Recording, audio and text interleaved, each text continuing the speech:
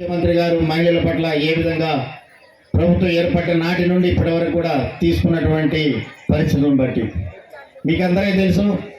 గతంలో ఎలక్షన్ అప్పుడు అప్పటి పాదయాత్రలో మీకున్నటువంటి కష్టాలను చూసి మరి ప్రభుత్వం ఏర్పాటుకు ముందుగానే మీరు ఎలక్షన్ నాటికి ఏప్రిల్ 11, 2019 నాటికి మీరు పొదుపులో మీరు ఎన్ని లక్షలు మీరు తీసుకోకుండా కానీ నా ప్రభుత్వం వైఎస్ఆర్ కాంగ్రెస్ పార్టీ ప్రభుత్వం అధికారంలోకి రాగానే 4 విడతలుగా గౌరవప్రదంగా మీ అకౌంట్లో వేసి మీ ఎంత అప్పున్నా కానీ నేను తీస్తానని ఏ విధంగా మాట చెప్పినాడో ఆ మాట ప్రకారమే ఈరోజు ఈ కొడవలూరు మండలం సంబంధించి మహిళలకు 4వ విడత మీ యొక్క అకౌంట్లో జమ చేయడం జరుగుతూ ఉంది.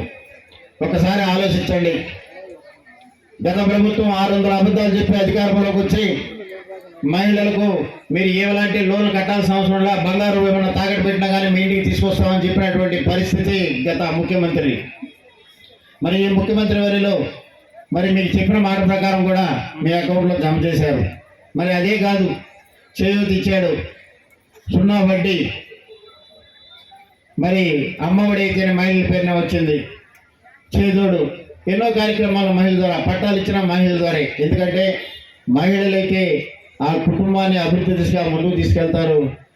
ఆ కుటుంబమే కాదు, ఆ గ్రామంతో కూడా, ఆ నియోజకవర్గం జిల్లాతో కూడా రాష్ట్రం బాగుపడుతున్న ఒక మంచి ఉద్దేశం గౌరవ ముఖ్యమంత్రి వైఎస్ జగన్మోహన్ రెడ్డి గారికి ఉంది. గారు ఒక్కసారి ఆలోచించాలి మనం కూడా. మరి విద్యకి ఒక భరోసా కల్పించారు. మన బిడ్డల గతంలో మరి పాఠశాలలో పోవాలనుకుంటే పాఠశాలలో ఉన్నటువంటి మౌలిక వసతులు లేకుండా నానా ఇబ్బందులు పడుతూ ఉండారు. ప్రతి ఒక్క తల్లులు ఈ ఒకటి తప్పకుండా ఆలోచించాలి.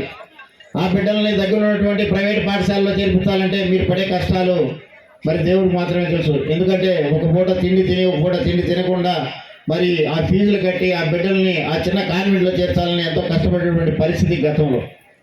ఈ ప్రభుత్వం వైఎస్ఆర్ కాంగ్రెస్ పార్టీ వచ్చిన తర్వాత, జగన్మోహన్ రెడ్డి గారు ముఖ్యమంత్రి అయిన తర్వాత మరి మీకు అందరూ తెలుసు, స్కూల్ పిల్లలకి మనం ఓన్లీ స్నానం చేసి తలదూపు పంపిస్తున్నామే తప్ప పొరవ కార్యక్రమాలన్నీ మన జగన్మోహన్ రెడ్డి గారు చూసుకుంటున్నారు. పిల్లలకు స్కూల్లో మౌలిక వసతులు కావాలని మరి నాడు నేడు ప్రవేశపెట్టి కార్పొరేట్ స్కూల్కి ధీటుగా ఈరోజు కూడా మన ప్రభుత్వ పాఠశాలలు పనిచేస్తున్నాయంటే ఒకసారి మీరు అందరూ కూడా చూడొచ్చు.